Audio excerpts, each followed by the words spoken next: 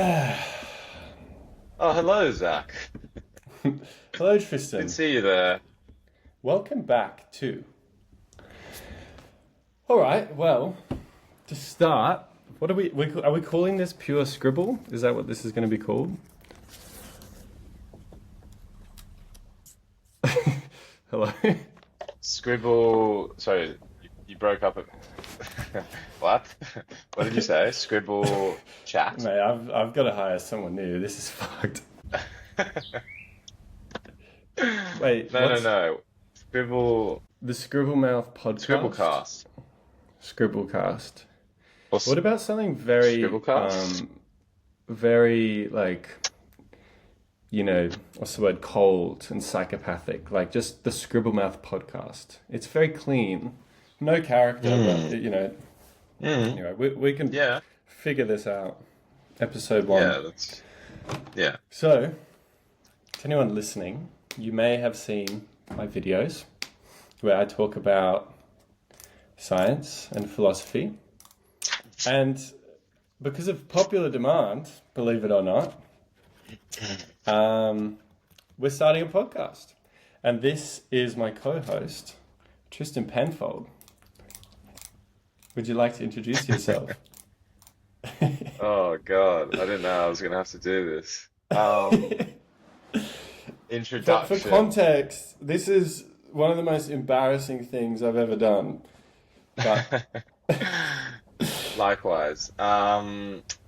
My intro, like what? Like a bio about myself or something? yeah, why don't you say you're like, both Tristan and I are philosophically minded, but I think we have very similar perspectives, but we also differ in good ways. So maybe do you want to talk about Yeah. that? We we have some key differences, I think. I think that, well, that's going to be the main topic of today, isn't it? Yeah. Is talking about different perspectives on optimism and versus cynicism. I'm a bit of a cynic, um, and Zach tends to be more of an optimist in life. Zach is the happy man, as we like to call him amongst our friends. Is that Um, shit? oh, Is sorry, that what mate. I'm known? Is that what I'm known as? The happy, Yeah, you're known stupid as guy. you're the happy simpleton. Yeah. Um, Fuck. no, no, no.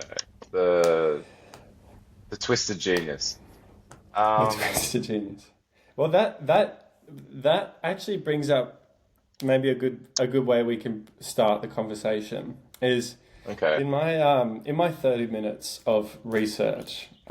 I felt like we could talk about this without research, but the research gives us a bit of Yeah. things to work off. I discovered Yeah. this concept called the cynical genius illusion. So Mm. Oh essentially, God. did This you is see this is this? definitely what? Did An I no, attack. did I come across this? Yeah, so Yeah, it's this a personal attack instantly. yeah, yeah. Your intelligence has been an illusion from day one, but it's Yeah. what they've done studies on this, and they sort of will present like two people, one who's like quite cynical, appears what quite cynical, and the other person who will appear quite optimistic, and sort of people rate them on different abilities, right? And so people have a tendency towards rating cynical people as being more intelligent, Mm. and usually better off at performing tasks. And they are generally rated with a higher social intelligence as well. Mm. And now it's called the cynical genius illusion because it kind of goes against studies that kind of show the opposite, that cynical people don't perform better in cognitive tasks. In fact, can Mm. often perform worse. Um, and one theory behind this is that cynical people might think that they know everything and will be less open-minded to new ideas that challenge them. So I think this is interesting because Yeah. That is interesting. I remember we just talked about, Tris and I often talk about our friends, but we have to do that without naming names. I remember one of our friends, someone described him as being a happy person, and he got offended at that because he thought that to look happy and appear happy was to appear stupid. I mean, do Mm. you think that's the case? To appear happy is to look stupid. Yeah, I mean, definitely. Yeah, I definitely fall into that trap a little bit. I guess, I guess for me, where it comes, also that's very interesting though, by the way, that study you listed. Um, Mm. and I'm interested as to why.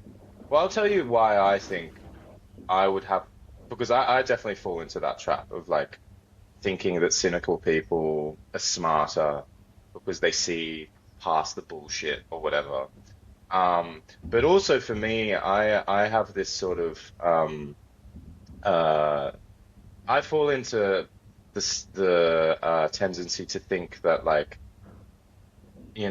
well, the twisted genius kind of stereotype, let's say. Like if someone has like mental problems or they suffer from some sort of mental illness, they're more likely to have some sort of other ability that sort of compensates for that mental illness. Um, like in a way that like you can't really be a genius and be like sort of a put together person in a way. Mm. Um, what do you think of that? I mean, Um, surely that I holds a bit of water, doesn't it? That yeah, idea? but Like, I think it's also important to like think that and then also separate like our sort of romantic ideas of what a genius is. Um, I think like one way I think about this in a similar concept is we often think of like the best artists as being really fucked up people. yes, But yeah, yeah, yeah. sometimes the best artists are incredibly normal, and there's this romantic idea that like to be special and different, you need to be fucked up in a way, and I don't know if it's entirely true, but I think it's more of just like romance personally.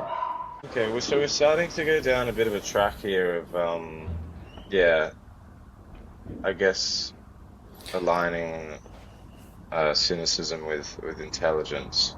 Um, I thought we were going to more talk about like the sort of the pros and cons, the benefits of being cynical, if there are any, and obviously the negative aspects of being cynical, the downsides. Yeah, well, I think we can link it in. Like, I think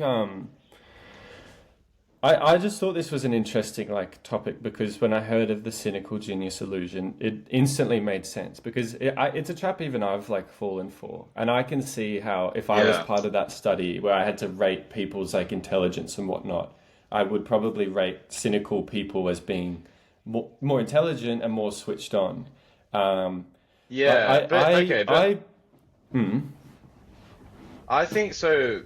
Okay, I are we trying to figure out why this illusion exists?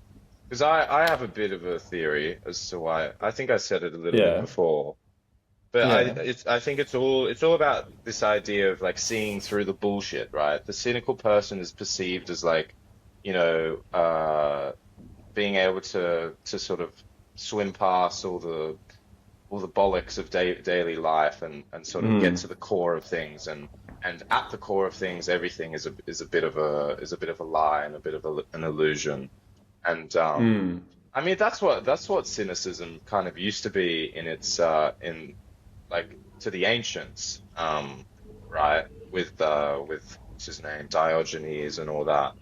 um yeah, they were all about sort of tearing down institutions and values and all this stuff that we've sort of created, in favor of just like a simple sort of ascetic life. Um, but yeah, getting to the core of things. But I think you're right. The cynic is perceived that way, but it's wrongful because, and this I think maybe this is our segue into what we want to talk about is that sometimes you have to. I think truly smart people realize that you have to buy into the bullshit, and that the bullshit is not actually the bullshit a lot of the time. Or the bullshit is dressed Mm. up as bullshit, but it's the core of things are actually beautiful. And And the bullshit is who we are. You know, like humans are storytellers before anything else. Like our ability to tell mm, stories and live in stories, and that includes things like yeah, money is a story we just tell ourselves, laws. Um, you know, that's, I would argue, is what it is to be human. And like, you know, at the root of yes, money, it is just a lie that we all tell ourselves. But yeah, look at sort of the benefit we get when we do play the game. So like, I think what's an interesting like point to differentiate is the difference between cynicism and skepticism.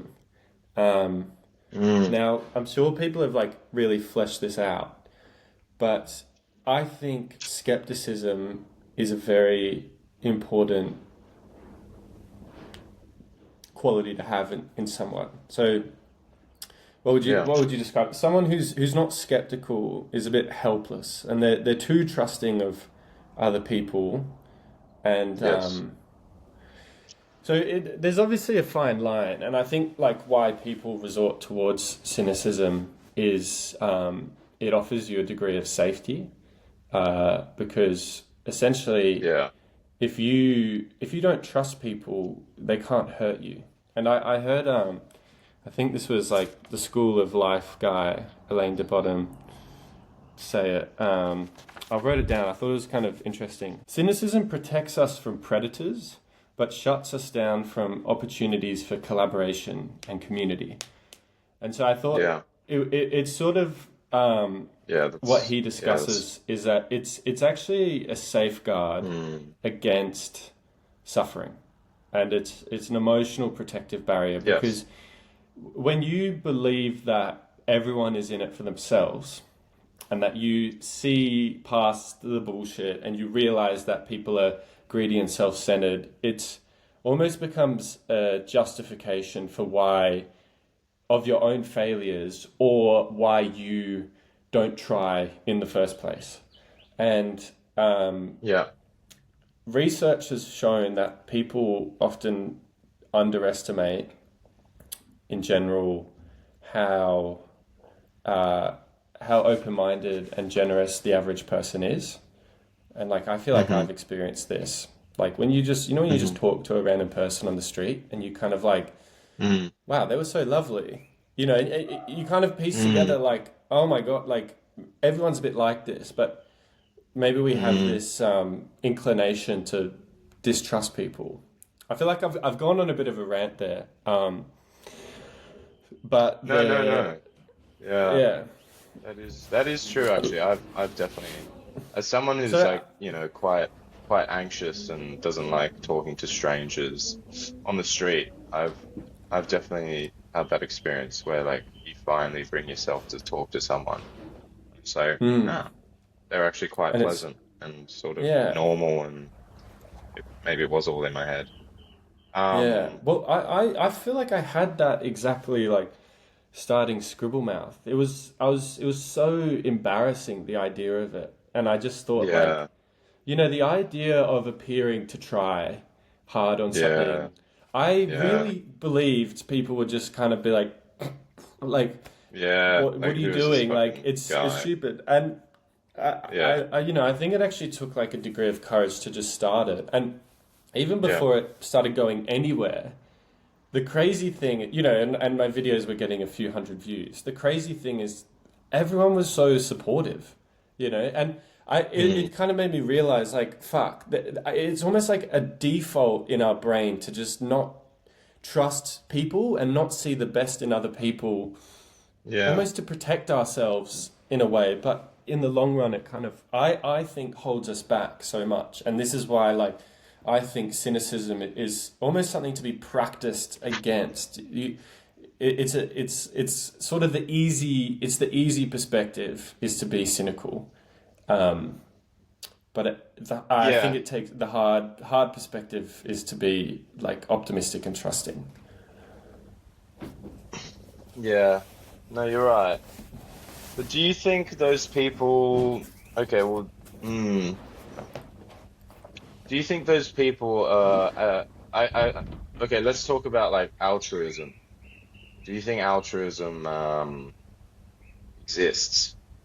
Do you think people are genuinely good, or they're just doing it, um, Mm, you know, in order yeah. to, I don't know, whatever, stroke their own There's egos or some whatever, some some sort of yeah.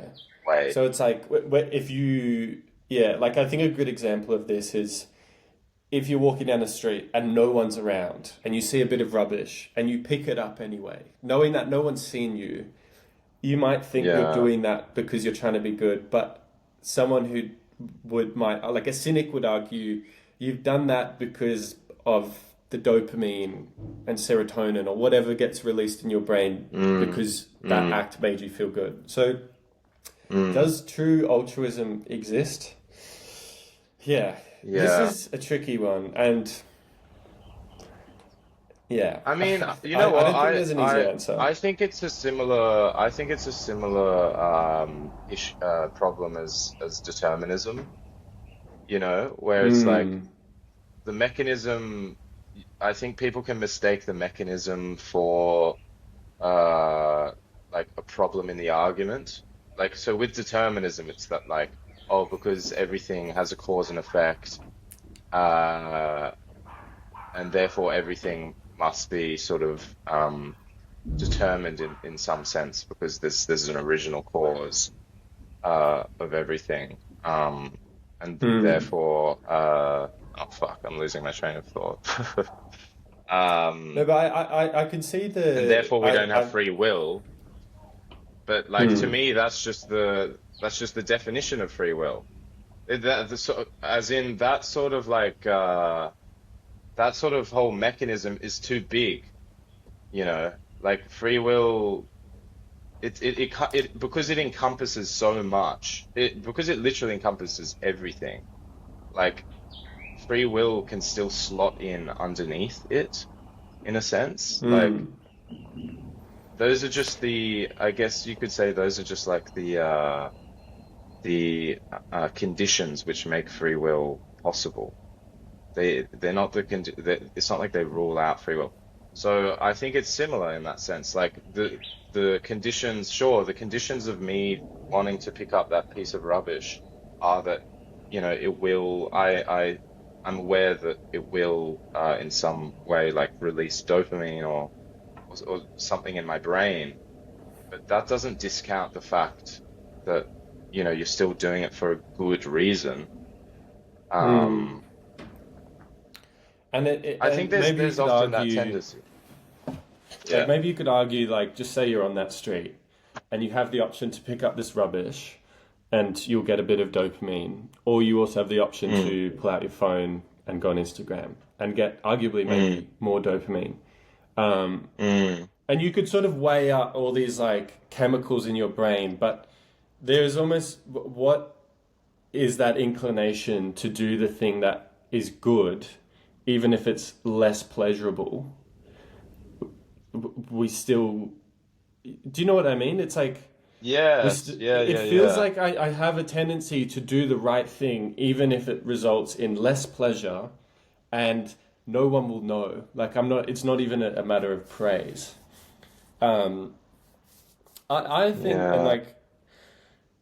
I always like to bring things back to evolution when I can, because I personally believe, as big of a fan of like philosophy and psychology as I am, I think it's very easy to get carried away into the abstract. And I think like when we're talking about human behavior or an animal behavior, like can you justify it evolutionarily? And so humans are social animals. That's just in our DNA. Mm, That's not a cultural thing. That's a innate biological thing that humans are social animals. And a degree of cooperation and altruism is necessary. And I did, at yeah. university, I did Yeah. look at altruism in other animals. And that's actually an incredibly like interesting topic in and of itself. But Mm, which we can talk about another time. But the point is that altruism evolves. And so yes. So maybe from altruism is that you just can a pull, Mm. It's just a like it's just a social lubricant, really. It's more than that, and I think like ants are an interesting, and other insects are interesting in this regard because they will do an altruistic act that only harms them, and they will get no benefit from that act, not even in the future, because they're kind Mm. of hardwired to not think about themselves but the colony as a whole. Yeah, And yeah, so yeah, yeah. I wonder, like, do humans have that same degree? We don't have that level of altruistic thinking as much, I don't think. Like, I think we are No. more selfish than ants. Mm. Uh, but Mm. I still think we have a degree that we want to do good for the collective, even if it's at a Mm. detriment to ourselves, and we'll never, and that will never pay off in the future. Like, Yeah. What what do you think about like a martyr? How do you pronounce it? Someone I think who martyr. Martyr. Yeah, yeah. yeah. Someone who sacrifices themselves for the good, the collective good. Uh, what do I think of it? Like, in what sense? Like, Well, I mean, what do I think their motivation s- is? yeah, like you could say a religious martyr is is doing it for a selfish reason in that like they want to get to through the gates of heaven or something. Um, and Yeah. I can't really think of like historical examples, but like what like I'm sure there are cases of people who are all martyrs. Here's maybe another way of rephrasing it. Are all martyrs doing it for legacy, or Mm. is there Mm. is it does it always come back to a personal gain, even if they're dying? Something about them is benefiting, or like can someone Yeah. so truly believe in a cause? Yeah, like is the dope yeah, is are they in some sense getting some like sick satisfaction out of what they're doing? Like, yeah, I'm sure they are. But I mean, that's the thing though, like pleasure and pain never like cut at the joints, you know. Pleasure and pain are always like sort of you find them you find them in bed together constantly. They're never Hmm. quite like separable. Um Yeah. uh so I don't know. Uh, So I fuck. guess like the question like of does altruism actually exist? Mm. I would I would say say yes. it does. I would say Yeah. it does, but obviously with like a little asterisk.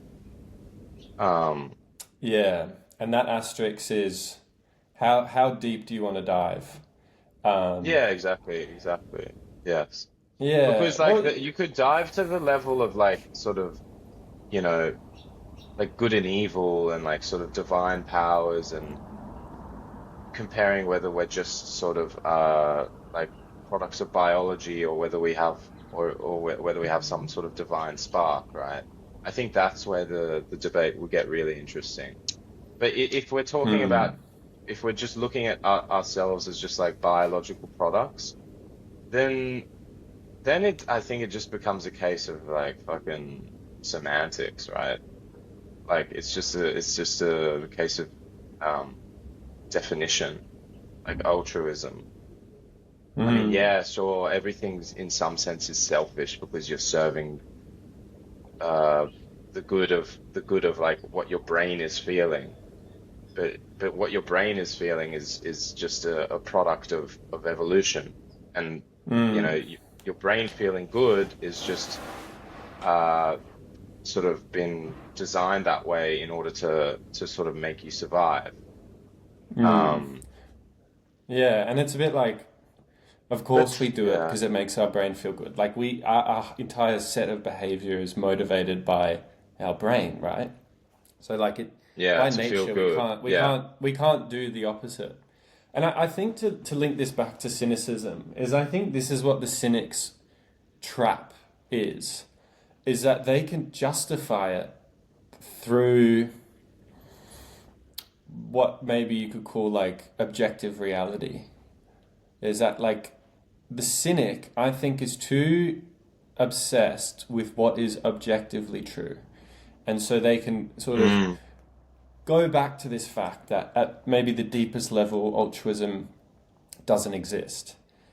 mm, And I think like what I don't like about cynicism is, and I this comes from someone myself who is very concerned and interested in the objective world and I love to learn about it, but like I think it is mm, equally as important to stay within the subjective world, which is humanity and the stories and bullshit we tell each ourselves, even though they're not concrete. Like these are mm. powerful stories that like to be a proper human, you kind of have to live by some of them. You have to subscribe to some of the ideas. So, to summarize my point, I Yeah, think cynics are too concerned with what, like truth, like factual truth, and they're trying to apply it to a way of living. And I just don't think, I think that is not a logical jump to make. yeah. Okay. What about, so when I was thinking about cynicism before we did this episode, um, for me, well, let's talk. Maybe let's start getting a bit more personal about our personal outlooks. Um, because to be honest, I haven't researched this that much in depth, so I don't really feel like that. Um, Yeah. you know, capable of discussing it philosophically or scientifically. Um, so I think as a person, I'm quite cynical because I think it's funny to be cynical. I think so much humor and so much joy, in a sense, like comes out of just being cynical about the world. But it's not being actually cynical. It's just making cynical jokes, you know? Hmm. Like it's taking the worst case scenario uh in any given situation and sort of amplifying it, by 100, like by yeah, tenfold. And that's funny. And I don't know, why is it funny though? I don't know. Is it the shared suffering? Is it the fact that, where the world is absurd, everything's absurd, and it's all a bit of a joke, and well, yeah, this is what everyone always says about humor and comedy, is that, where it's just kind of a big pressure release of Hmm. people, coming together and sharing in this release of like tension, because the world sort of doesn't make sense, and everything is always kind of falling apart and going to shit. And cynicism is kind of like the pin which pricks that like balloon. Um, Hmm. so in that sense, Yeah. I love cynicism in that way, but I will I wouldn't say that, like, deep down I'm still like, I would say, like, I'm still very like closeted optimist. And I say closeted because, yeah, I was thinking about this That could be before. your tag in the Yeah, yeah. podcast. Tristan Yeah, yeah. Penfold, and then your little subtitle, the closeted optimist. The closeted optimist. Because, and you know why I'm closeted? Tell me what you think of this. I think it's because I I don't want to, like, if you know what this means, like, I don't want to tempt the devil. Because, like, I feel like if I'm always too happy, and everything starts getting good and it's great, and I think, wow, the world's so great and nothing can go wrong, like, you know like the devil's gonna hear me and go like, okay, he's getting like too big for his boots. He needs to be cut down to size or whatever. But that's Ah. bizarre because I'm not religious in any sense. I don't believe in the devil or anything, but I still have this weird sort of superstition that, like, if you're too positive all the time and you're too happy, like, the cosmic balance or some sort of cosmic force is gonna push you back down. So It's cynicism like is kind of like the the world antidote. equalizes. It's Yeah, look, exactly. Cosmic scales. this is Tell me. this is something I think that's a very interesting point, and this is something that I've been thinking about a lot recently because in like with Scribble Mouth, I didn't imagine it would get this big. And so Hmm. I've now began to think, I have an anxious and maybe cynical side of me that thinks like, what is the compromise? Like, is something really bad going to happen in my life that's justified the Yeah, success of this? But then another yeah, part of me thinks like, how far can I push it? You know, like how yeah, much yeah. good can one person have? And hold right, I'm going to put you on pause because I'm just going to get this lamp because it's getting dark here. And I think at a deeper level, I truly believe what's going on. That that's all right. I truly believe that that nothing, the world isn't going to balance itself out. I think the world is unjust, and that like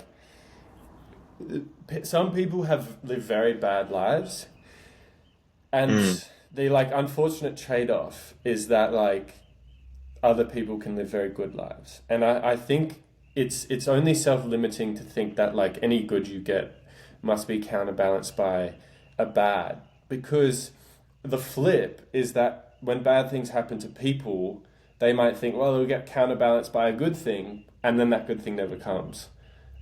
And so I think the opposite is like knowing when a good thing comes that you could get more good things. And something I've yeah. been thinking about is like, how far can I take it? Um, Well, the other yeah. thing, Also, yeah, wait, can I just quickly say, I yeah, often, this is a weird sort of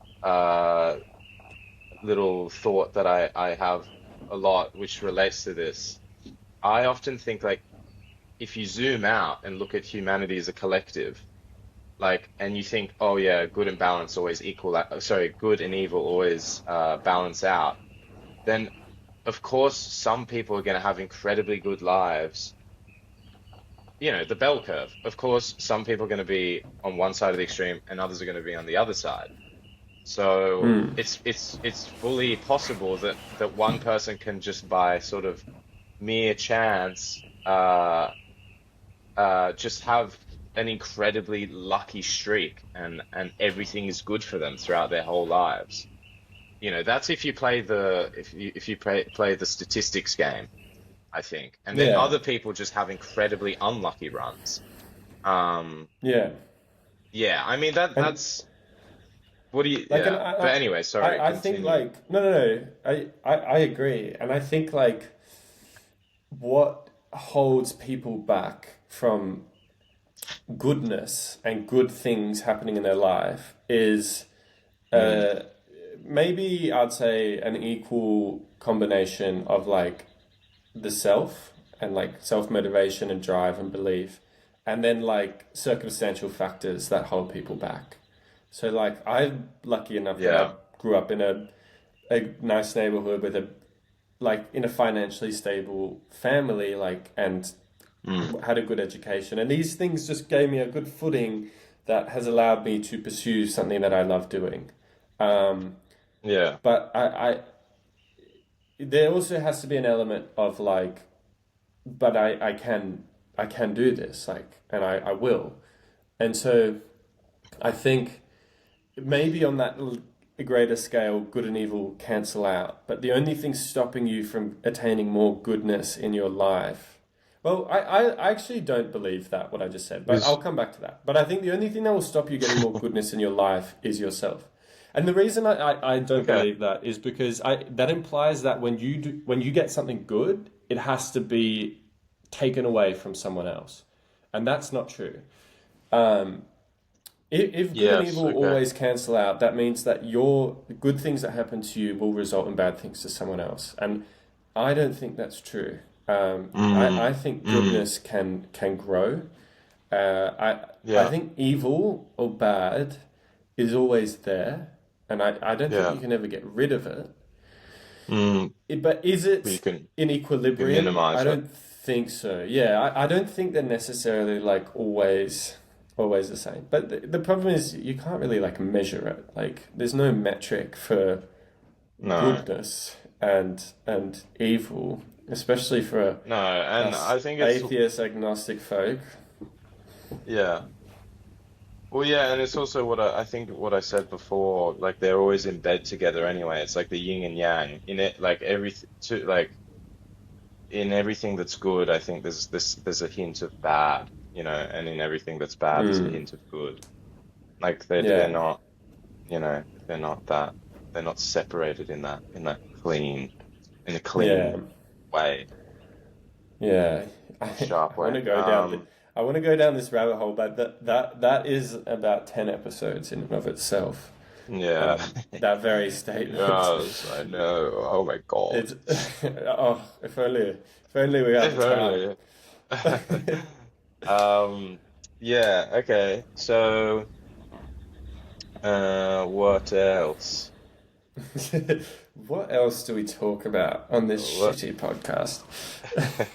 We okay. Let's figure out where we're at. Let's have So some discussion. I feel like we need to flesh out our differences a little bit more. I feel like we're just agreeing too much.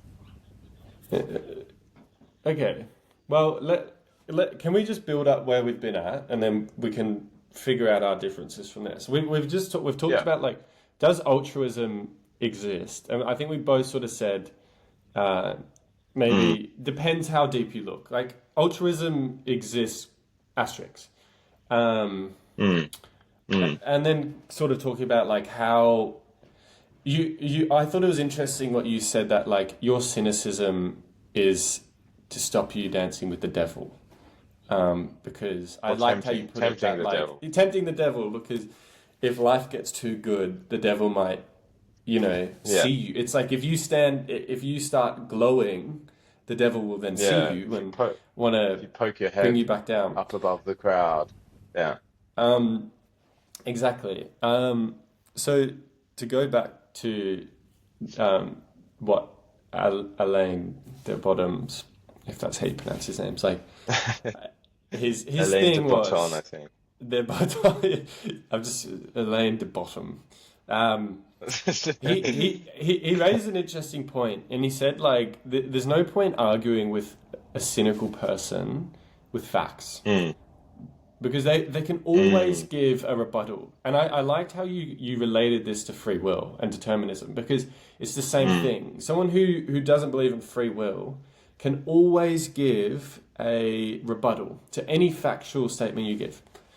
Yeah. Um, he sort of went with like a deeply emotional thing, and he sort of said Mm, that it's a way to protect ourselves from trauma, because at some point in our lives we were the cynic is deeply embarrassed or humiliated by something when they tried and mm, failed, mm, and so mm, they safeguard themselves by distrusting other people mm, and sort of not playing the game that everyone mm, plays.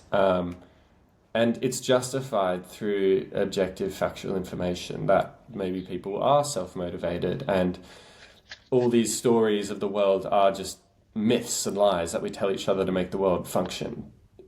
yeah. And so they'll justify it with factual information, but at the end of the day, like it's the why. What does the cynical person want? That's like the question. Like, Yeah. what does a cynic want? What do they want from the world? Like, if they Well, deconstruct it, I, I what think, becomes well, the yeah, pursuit? so to take the sting out of the world, I guess, is, but I mean, is that necessarily such a bad thing? I mean, you Well, know, but suffering is what make like it's a requirement for a meaningful life and like risk s- taking s- as well. yeah, yeah. I don't know, but like, okay, I think full-blown cynicism, like thinking everything is shit, is bad, but like a little bit, I think. Well, this is okay. This is a thought that I was having in preparation for this is that like ultimately at the end of the day, as it is with like so many sort of philosophical positions, is like you don't want to buy in completely to one or the other. Like I honestly like there's no part of me that ever would want to be like a full-blown optimist. I think that's kind of just I don't know, it's too I think you're setting yourself up for failure if you just sort of la-di-da, thinking everything is sunshine and rainbows. Like, you're going to get a dose of reality at some point, right? It's naive to think that everything's great and everything's going to be great. Um, but at the same time, like, it's bad. It's unhealthy to think that everything's shit and it's always going to be shit. Um, so you want to be a little bit like flexible and be able to go between the two. Um, and I'd like to think that that is what I'm able to do in with humor, you know. I can joke in a very cynical way about life and poke fun at it and sort of dance around it. But I can also be a sort of lover of life and like really sort of because deep down I do feel that life is a privilege. But then I also feel that life is a bit of a curse and it can be horrible and so I don't know. Um, what do you think? Well, Do you yeah, think you I should think buy like into one or the other, or it's good to no, have that no, sort of dual approach? but I think well, I wouldn't call it a dual approach, but like a fluid approach maybe. But I think this is something we deeply agree on, and I think this is going to make the future of this podcast very rich and fruitful. Is that neither of us buy into any ideology or philosophy 100%. We always leave like a Yeah, margin of error and a room of doubt and skepticism of our own ideas. So I think this generally, this like is not just true. about this topic, but generally, I know you and I have that quality, and I think it's going to make this podcast very interesting. Um, and so, Yeah, yeah, you're not a full cynic, and I wouldn't say I'm a full optimist, but if you put them on a spectrum, I would definitely lie closer to the optimistic side. I don't know by how yeah, much, really, like, yeah, but I would say generally I would. Um, yeah. and And that may what and was look at the end of the day, though, is it even worth arguing about? Maybe it's just a matter of just sort of emotional disposition, like, a matter of identity, if you even believe in that as a well, thing. I mean, a yeah, lot of people don't. yeah. But like, is it What's just the the motive? fact? Is it kind of just like politics? Like, some people lean left, some people lean right. You could argue about it forever, Yeah, about which I, side is I correct. But ultimately, like, it's a matter of personal taste. Is it just a matter of personal taste? Maybe. maybe Or is one as someone objectively who better than the other? Does one yeah lead look to human flourishing and the other doesn't? Is what I'm asking. I think yes. Personally, I think yes, but it's not as simple as being more optimistic will lead to more of a quality outcome. I just Mm, think it's I think optimistic people live better lives. And so this is just some mm. of the stuff I came across in the research is people who live longer lives tend to rate higher in optimisticness. Um, Yes. and and people with who describe themselves as cynical have higher rates of depression. And so I think it's Yeah. not so much a matter of like left or right politics. There'll always be a debate or whatever. I think it's like a matter of maybe like it's like a self help thing. How do you Mm. encourage more optimism? More optimism. And I think like optimism to me is I think optimism is like believing good things will happen, but if they don't, not being disappointed by it. And maybe it Mm. might sound like a contradiction, but Mm. Mm. I think like it's more about the big. I think the big picture in my life is that I believe good things will happen, and all the Mm. things that get me there won't work out. There will be falls, but it's like my optimism is the fact that like it's like the stock market. Like the general trend is Mm. upwards, and that to me is optimism. Whereas I think someone who's not well acquainted with optimism thinks optimism is just everything goes up, not and they're not Mm. realizing that like when there's a dip or Okay. even a fucking stock market crash, that's Yeah, still yeah, yeah. part of it. Like, I think a true optimist would say like, the market crashes, like it happens. I feel like shit. I just got diagnosed with a terrible disease. Like the world is fucking shit right now to me. Yeah, yeah, yeah, But yeah. like then thinking like, is there a silver lining? Like it might not. The stock market might crash. Your life might crash to a point you die, or like you can never live a good life. But I got so inspired reading Stephen Hawking's book because the fucking disease he had is insane. Like he got to the point where the Mm. only thing he could move was barely his eyeball, and the way he Mm. describes his life is so rich and fruitful and happy. And I just think Mm. whatever happens to me in my life, it could, but whatever happens to me in my life very likely won't be as bad as that. And so Yeah. I think that you can always, to go back to this analogy, the stock market will recover. And Yeah. the optimism is not looking too much or not reading too much in those short term things, but seeing the big picture in it all. Seeing the bigger picture. Yeah.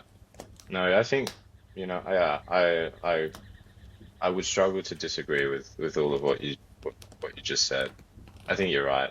What do you think about manifesting? Have you ever Mm. tried it? Not Because intentionally. actually, quickly, Mm. I will say quickly, I gave it a bit of a go What is earlier it? this What year. does it actually look like? Like, describe the process. I don't know, to be honest. I just kind of went off of what I'd heard about it and kind of did my own thing with it. But essentially, what I did, it was a kind of like to me, it was like a meditative like thing kind of I just sat there. I really just concentrated hard on what I wanted and kind of just repeated it like a mantra in my head. And I did it maybe like a couple times a day for a few days. And I mean, the specific thing, if you want to know, the specific thing that I was like trying to manifest was like a new housemate for my house in Melbourne, like a good like some because I've had problems before with shitty housemates. Um, so I really wanted like to find like a good one because we were looking on like Facebook for a new housemate. And so I was Mm. kind of like praying. It was a form of prayer, honestly. Like, uh, and honestly, it fucking worked. Like, well, it worked in the sense that like we got a great housemate who I ended up getting along with incredibly well, and who I'm very like happy that I got to meet and spend time with. We don't live together anymore. We had a big fight, Mm. and he left. No, I'm joking. Um, Yeah, that but way. no, no, but yeah, it ended very well. Just so everyone knows. But yeah, that was my first experience with, I mean, obviously a terrible what's it called, sample size. I'm only going off of one experience. Could be a complete Yeah, coincidence. But, the but first and only time that I really tried to do it, it worked. So, yeah, and I think there that's are that's kind some. of optimism, isn't it?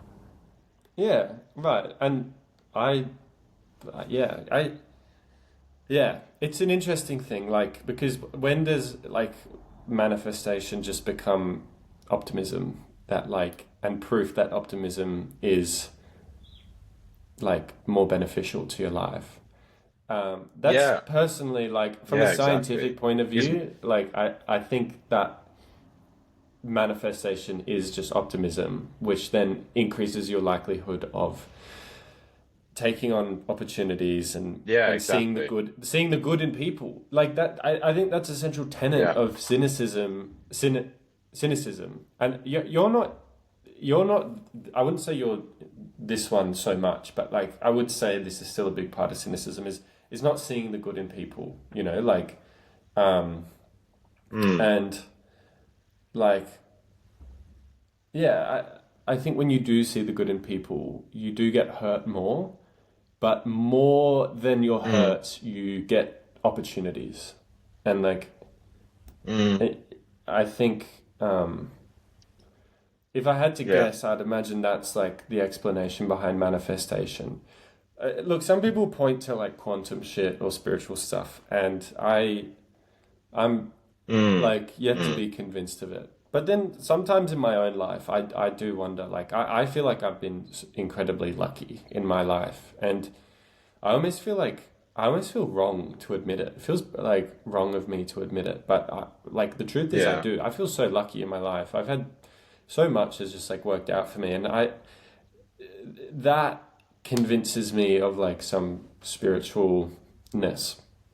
Is just like how lucky I've had it. Like, and I understand, as you said before, like statistically speaking, someone's like bound to have a lucky life, and my life could go shit. Like, I could wake up and get that tomorrow feeling like got a headache, and then go to the doctor and I have cancer, and like that could happen. But you know, so Mm. far it's been incredibly lucky, and so that in itself does slightly convince me of like some level of spirituality, but um, Mm. uh, generally, I think like I think when it comes to like these sorts of topics like manifestation, like the first step is like, can you explain it through the physical world? If yes, then that's probably why. If no, it's still probably physical. You just haven't figured it out yet. But there's still a little chance that there could be some deep divine like Yeah. uh, Yeah. puppeteer. God.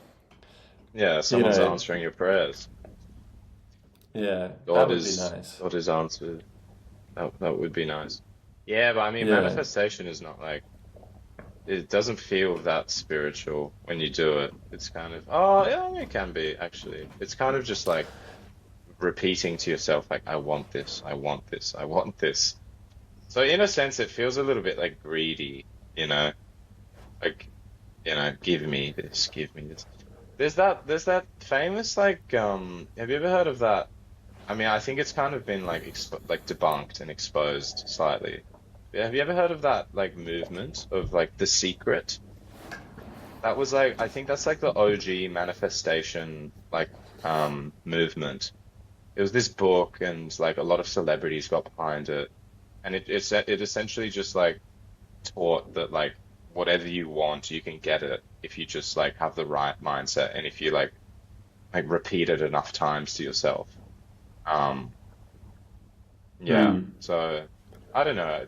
It's a lovely idea, obviously, because I mean it's very Mm. straightforward, you know. Um Yeah. Well, I wonder if like an element of that of like repeating it enough times is another mm, explainable thing. Is that mm, by doing it enough times, you then increase your sample size of effort. So like what I mean is like, just say you are manifesting a good housemate, and then the next mm, housemate you get is shit, right? You might mm, give up and be mm, like, manifestation doesn't work. But with mm, that, what you just explained is like, if you do it enough times, is like, no, you were like, no, no, I'm going to manifest this again. And then just say, it is another shit person. You're like, oh, fuck, okay, I'll try this one more time. And then you get it on the mm. third time. And then you're like, it works. It works Yeah, it because finally worked. I you, had to just but then it's I had like, to keep or pushing for it. had to keep pushing. So, but maybe that's a fine thing. Like, because as I said, the cynic is going to just believe in the world just through objective facts. But, Yeah. and while I might not objectively believe in a deeper level to manifestation. Like, if it makes people Mm, try to like bring goodness into their life and like grow resilience in the face of negativity, like I think it's a very good thing to have, right? Yeah, definitely. And even if it's, I mean, I think the mechanism of it, I mean, I think people that tr use manifesting think the mechanism is that like they're changing the universe around them, like that they're Mm. somehow like the universe is like answering to what they want and giving it to them. But in actual fact, they might just be changing themselves. Like, you know, from the inside. Like if you because if you repeat something Yeah. enough to yourself, then you're going to be more likely to sort of like go out and pursue it more. Um, Yeah.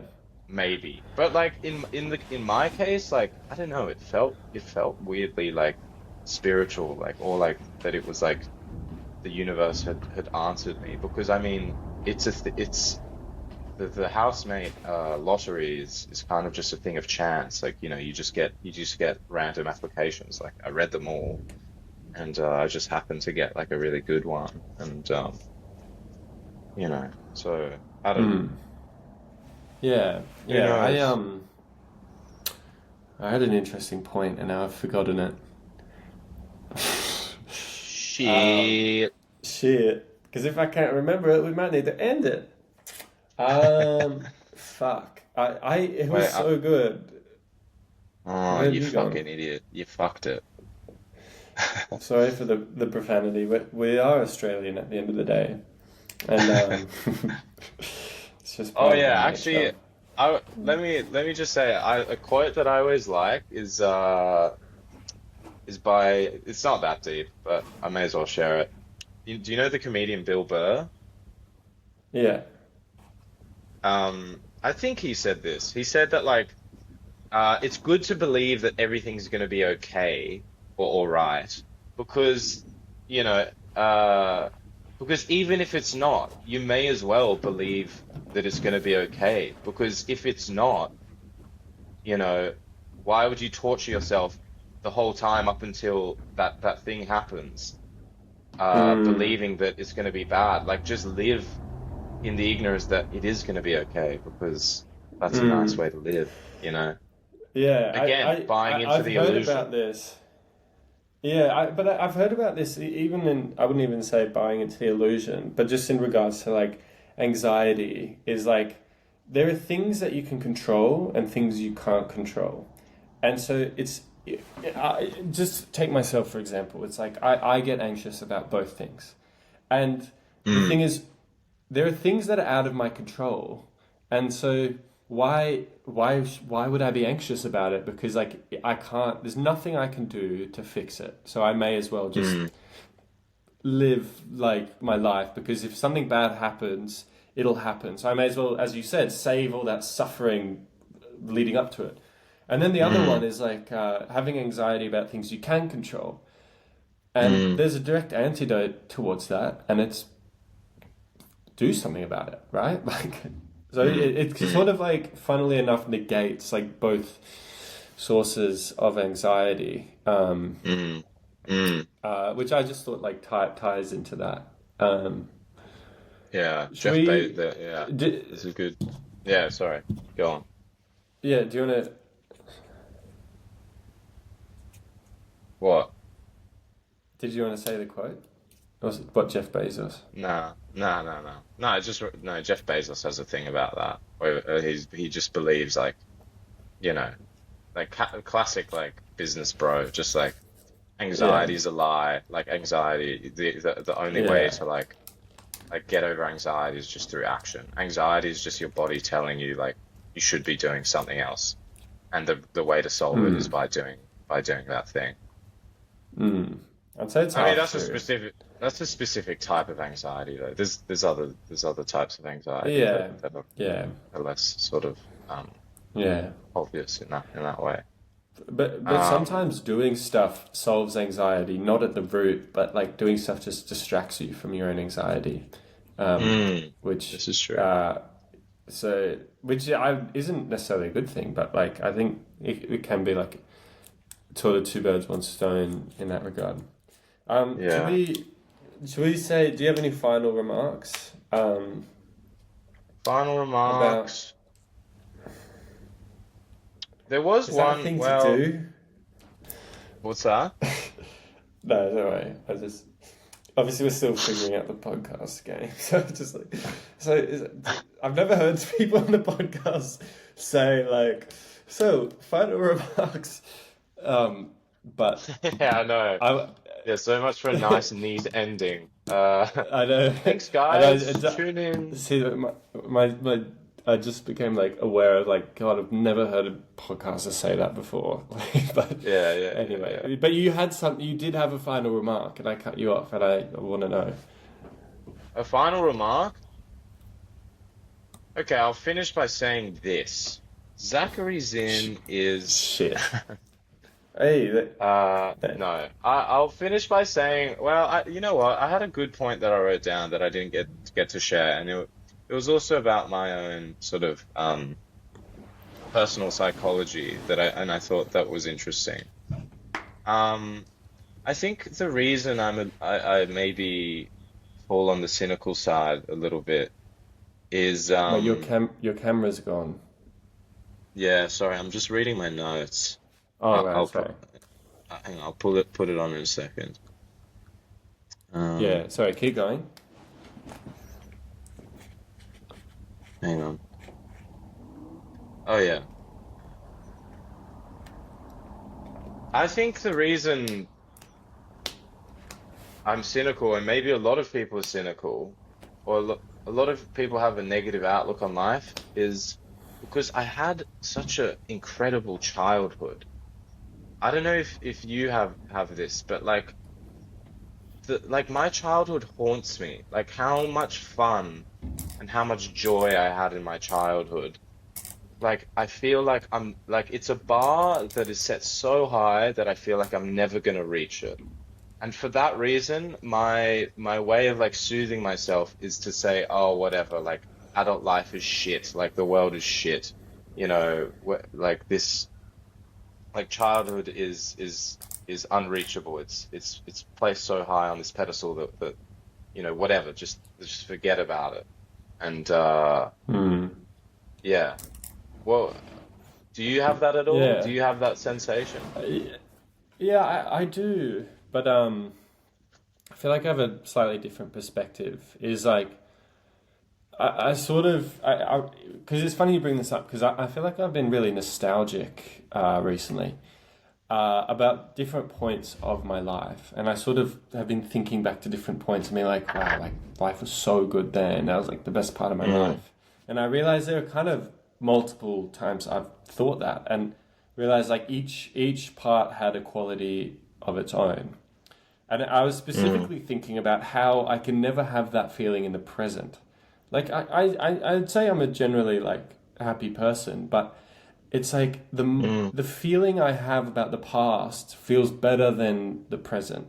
Yet mm, I'm sure when I'm a bit older, I'm going to look back on this time with that same degree of mm, happiness. And mm, so what to go back to what you were saying is like I think what gives happiness like it has to evolve and it has to constantly change. So I don't think like the pleasure and happiness you experience as a child can necessarily be like directly compared to the current moment because the reality is like if you got teleported back to your lifestyle as a 5-year old, like you'd hate it, you know?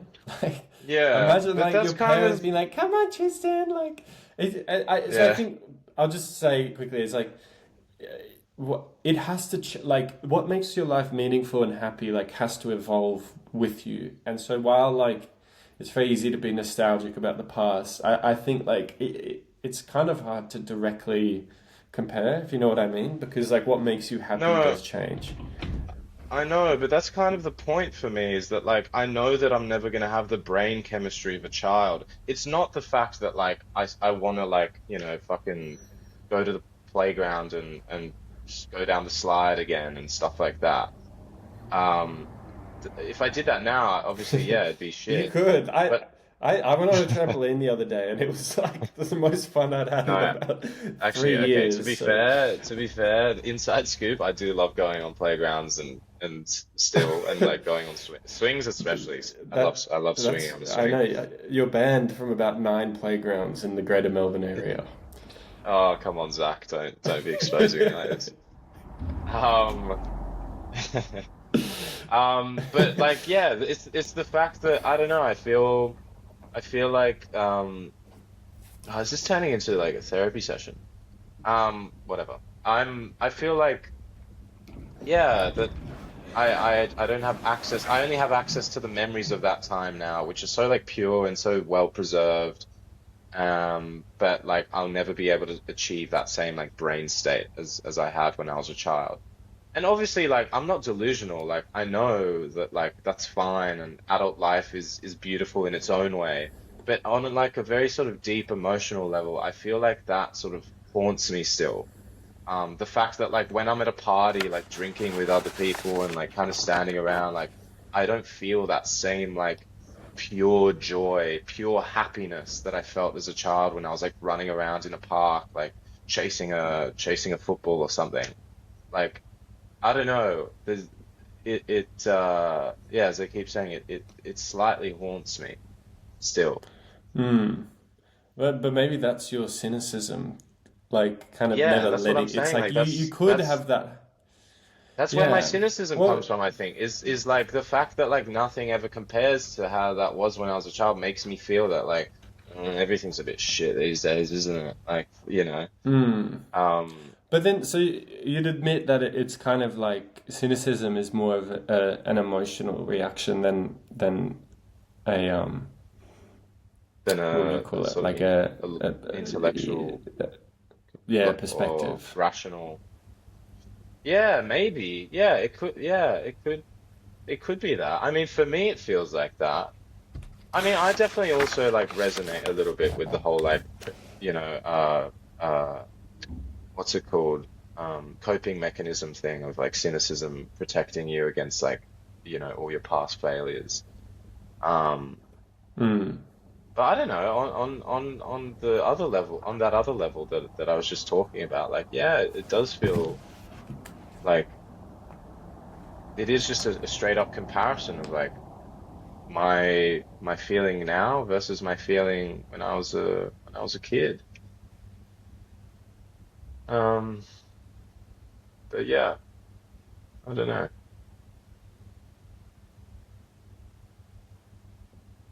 On that note,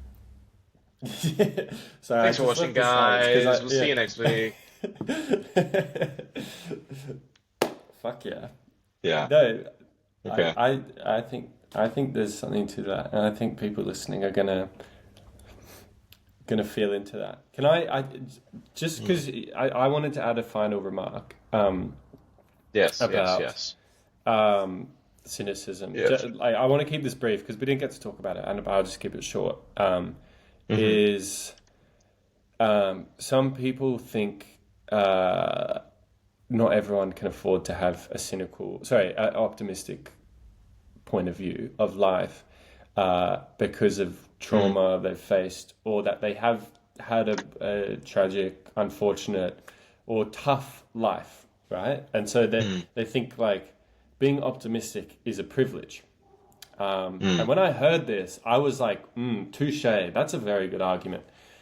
And then I saw the counter argument to that, and they sort of said like that argument's good because it's very intuitive to say that mm, optimism is a privilege for privileged people.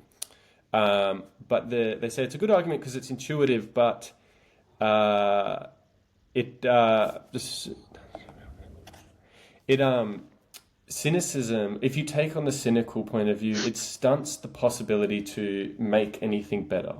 So this person sort of argued that while mm, people who struggle have had a hard life might like find it hard to be an optimist. It's like maybe optimism's not what you're searching for, but hope and the idea of hope to make your circumstances better. Anyway, I just wanted to say that I thought that was an interesting point because I was initially stumped by a bit of an argument against optimism, and then sort of found out like the counter yeah. rebuttal No, was definitely. that optimism Yeah. actually is the more moral thing because it offers hope to people who do have Yes. and Yeah, you can, yeah. There's then beauty, it there's said like beauty everywhere. In any yeah, and it's shitty like the way to situation, you can.